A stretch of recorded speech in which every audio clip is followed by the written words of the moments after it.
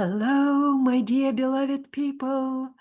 I welcome you on our channel, Rainbow Gold School of Life and Spirituality. This evening, I'd like to share some of my life stories. When I learned to read, maybe around 6 years old, I was just swallowing a book after a book. I was such an avid reader. In the local library, I read all the fairy tales first. Later, when I turned 13, I switched to crime stories. It all began with Conan Doyle and Sherlock Holmes. We lived in a two-store wooden house, one of those houses Finland sent as a gift to Turkmenistan. From our big room, it felt almost magical. There was a giant apricot tree outside, so tall it seemed bigger than the house itself. The apricots were special, almost the size of my wrist, so juicy and so sweet.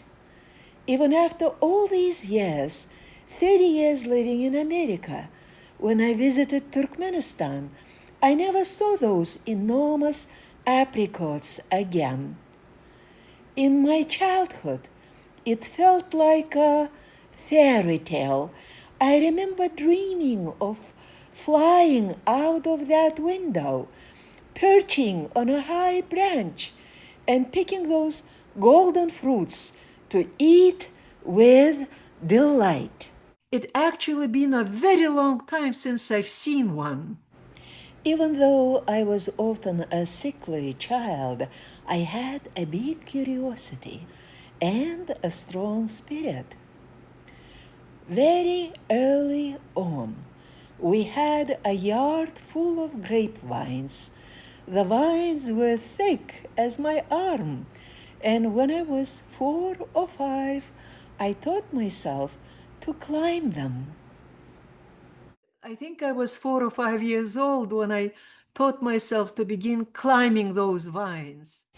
We had a tall rectangular gazebo that almost covered the whole yard, and all across the top, grapes of every color grew: green, red, purple, nearly black.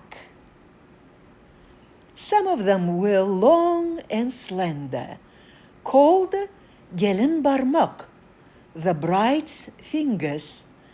Gelin barmak. It means the fingers of the bride. As a child, it felt like the first glimpse of something I would later call rainbow medicine, a feeling of harmony and divine bliss shining through every color. At 4 or 5, I was already climbing up there.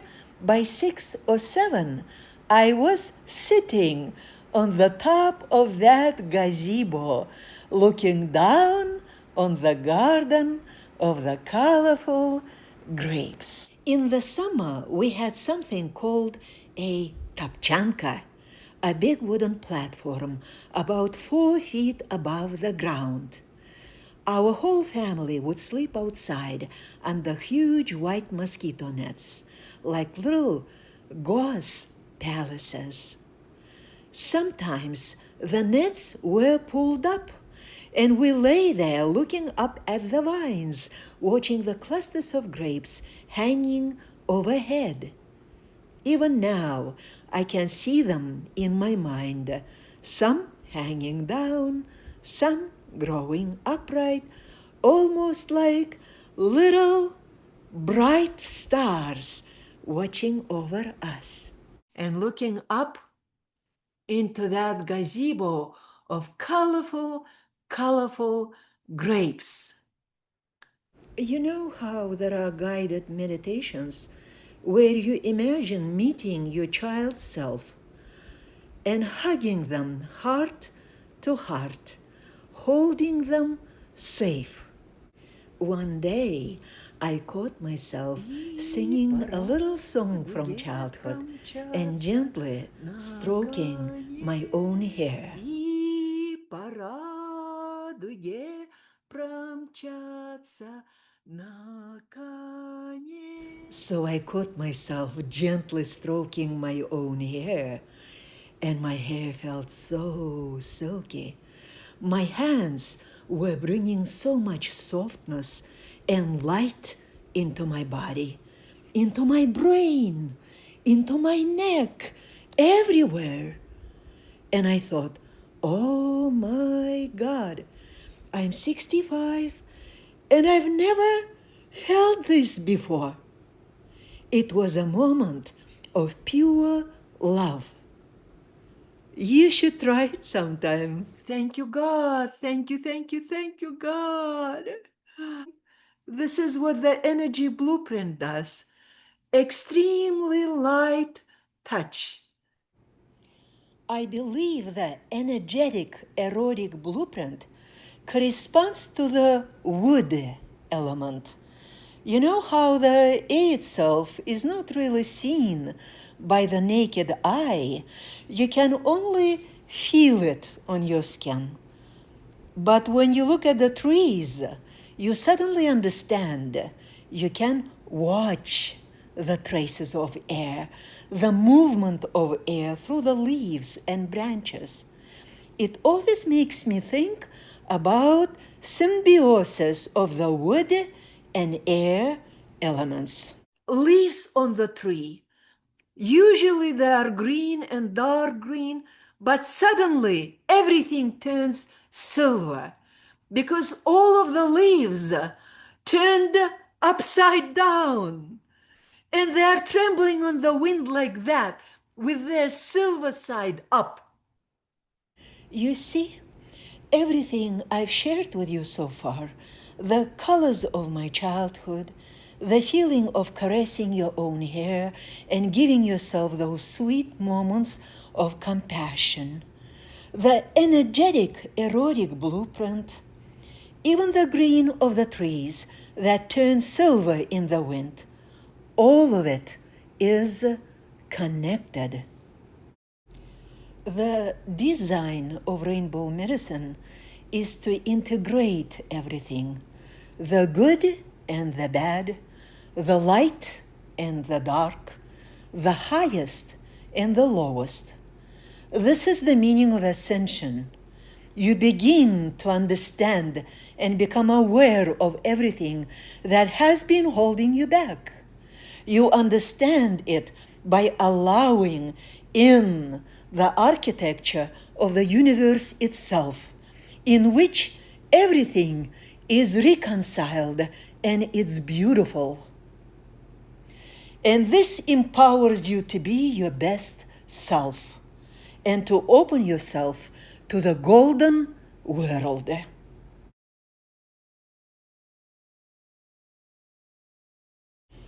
I truly believe humanity will enter a golden world where our bodies become lighter and more vibrant.